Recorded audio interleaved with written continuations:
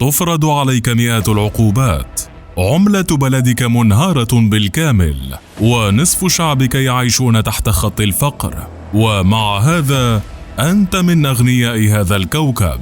أموالك تصلك جاهزة للمنزل وبالدولار حصرا لا غير.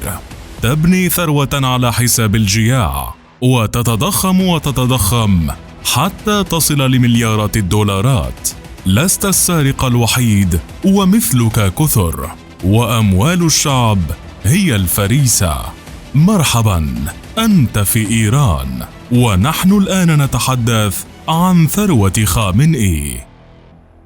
منذ سنوات ومؤشرات الفقر في إيران ترتفع، فوفق تقارير اقتصادية عدة ظهرت مؤخرا أشارت إلى أن نسبة السكان المعرضين لخطر الفقر المدقع في البلاد قد تكون تخطت 50%، وذلك في ظل انخفاض استهلاك مواد أساسية في الحياة كاللحوم والأرز وغيرها من المنتجات، ما يوضح حجم الفقر الذي تعيشه البلاد.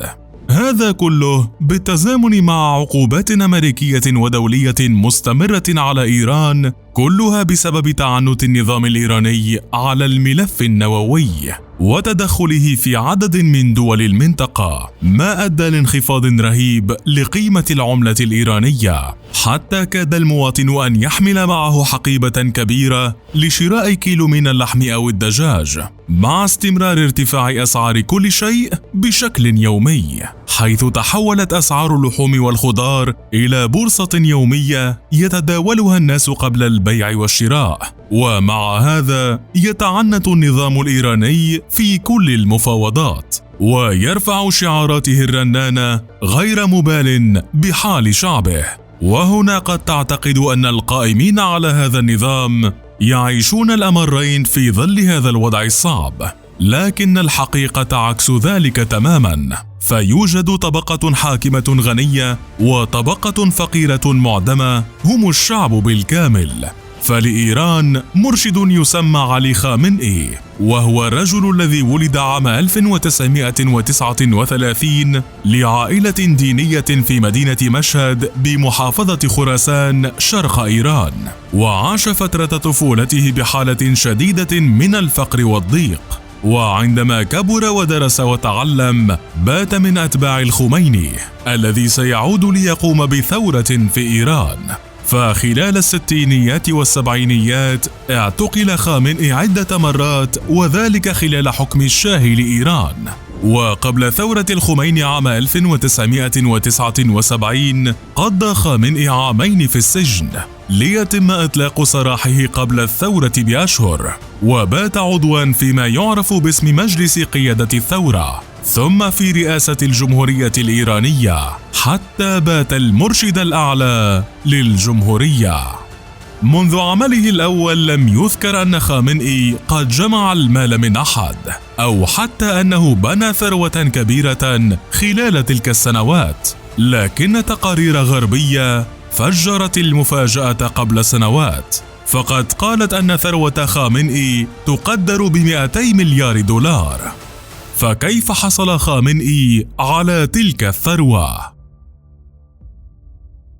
يحصل المرشد الإيراني وفق الدستور على مخصصات هائلة، كلها من الموازنة السنوية تذهب لبيت المرشد ومكتبه الخاص والمؤسسات التابعة له، والتي لها ميزانية بالمليارات من موازنة الدولة العامة.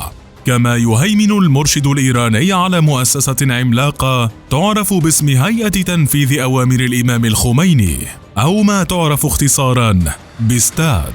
في البداية كانت استاد عبارة عن هيئة مصادرة العقارات والأراضي التي تعود لمناهضي الثورة والنظام، سواء من المعارضين لنظام ولاية الفقيه أو بقايا حكم الشاه. كما صادرت الهيئة أراضٍ وعقارات عامة لا مالك لها، وقامت بمصادرتها لصالح بيت المرشد ومؤسساته المتشعبة، وتجني له حوالي 100 مليار دولار بين ثروة في حسابات سرية وأصول غير خاضعة للرقابة ولا تدفع أي ضرائب. وقد تم تصنيف استاد من قبل وزارة الخزانة الأمريكية على قائمة العقوبات منذ عام 2013. وتقوم ستاد بالاستثمارات في مجالات المال والنفط والاتصالات، وبدعم رئيس السلطة القضائية السابق في إيران صادق لاریجانی، الذي بدوره يرأس حاليا مجلس تشخيص مصلحة النظام، وهو المتهم بفتح 63 حسابا سريا لجمع الكفالات المالية للمتهمين قضائيا، وهي ملفات 40 مليون مواطن وتدر له أرباحا، بينما يتم مصادرة أغلبها لصالح لاریجانی. أما المؤسسة العملاقة الأخرى التي يهيمن عليها خامنئي فهي مؤسسة أستان قدس رضوي، التي تشرف بشكل مباشر على إدارة ضريح الإمام الرضا الشهير في مدينة مشهد، وتعتبر إحدى المؤسسات الكبرى التابعة للصناديق الخيرية الضخمة والتابعة بدورها لمؤسسة بنياد، وهي من المؤسسات الاقتصادية الضخمة التابعة لبيت المرشد، وهي الأخيرة المعفاة من الضرائب، وتشكل نسبة كبيرة من الاقتصاد غير النفطي الإيراني، تصل أموالها إلى 20% من إجمالي الدخل الوطني. ووفق تقديرات اقتصادية تبلغ قيمة عقارات بنياد اليوم نحو 20 مليار دولار، شاملة حوالي نصف الأراضي في مدينة مشهد، كما أن الشركات التي تمتلكها تشمل شركات كبيرة منها رضوي للنفط والغاز، شركة رضوي للتعدين، ماهاب قدس، ومجموعة مابنى وشهاب خودرو. ويتميز أستان قدس رضوي بامتلاكه عددا من المؤسسات والشركات التابعة وحيازات الأراضي في جميع أنحاء البلاد.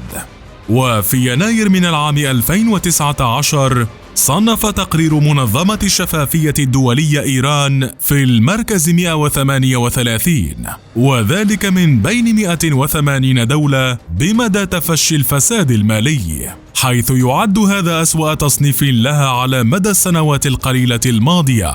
وبهذه الطريقة يعمل خامنئي على تضخيم ثروته يوما بعد يوم. وبينما تشير التقارير الغربية إلى 200 مليار دولار، يقول محللون وخبراء اقتصاد أنها قد تتجاوز هذا الرقم بكثير، وقد يكون خامنئي هو أغنى أغنياء العالم دون أن يعلم أحد عنه شيئا. فبينما يعاني الشعب الإيراني يوميا ويعيش الأمرين ليحصل على قوت يومه، يتضح أن خامنئي يعيش على بحر من المال كان قد سرقها بشكل أو بآخر من الشعب، أو استولى عليها بطرق ملتوية حتى ذهبت لخزينته الخاصة، ليبقى الشعب يعيش تحت خط الفقر وخامنئي يعيش في أعلى خطوط الثراء.